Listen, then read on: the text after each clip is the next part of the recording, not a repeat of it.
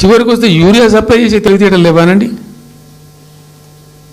మా గవర్నమెంట్ ఉన్నప్పుడు రైతులు గ్రామాలలో ఒక ఆటో రిక్షాని డబ్బులు ఇచ్చి 10 బస్తాలు తెచ్చి బాబు అంటే తెచ్చి అలా బడేసిపోతుండే వాడు పొలం కాడ. ఇవాళ రైతులు రోజుల తరబడి గంటల తరబడి చెప్పులు పెట్టి, బీఆర్ఎస్ లేకముందు చెప్పుల లైన్లు ఉండే, బీఆర్ఎస్ ఉన్న రోజులు చెప్పుల లైన్లు మాయమైనవి.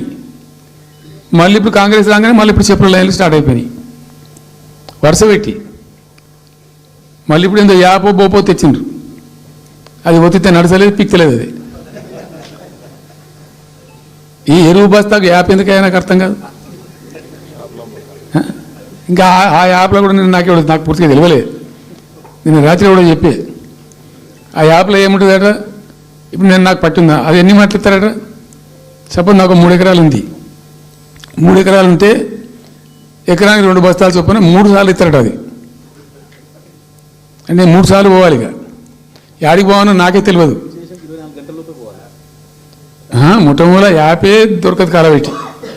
అది ఏదైనా చదువుకుని పోరాని పెట్టుకొని విని పట్టుకుని తిప్పల పడదామంటే కూడా ఆ యాప్ ఒత్తితే ఏం కనబడుతుందట. యాప్ ఒత్తితే ఏం కనబడుతుందట. ఏ గోదాంలో ఈ రోజులు చెప్తారట. అంటే ఇలా గతివేలో చెప్తారు, రేపు సిద్దిపేటలో చెప్తారు, ఎల్లుండి సిరిసిల్లో చెప్తారు.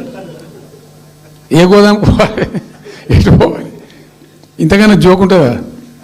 రైతులకు మండల కేంద్రంలో ఎరువుల దుకాణం ఉంటుంది, తప్పితే వాళ్ళ తాలూకా కేంద్రంలో ఉంటుంది ఎక్కువ. అది సాగుకారు ఉంటాడు, ఇచ్చేటోడు ఉంటాడు, అప్పించేటోడు ఉంటాడు.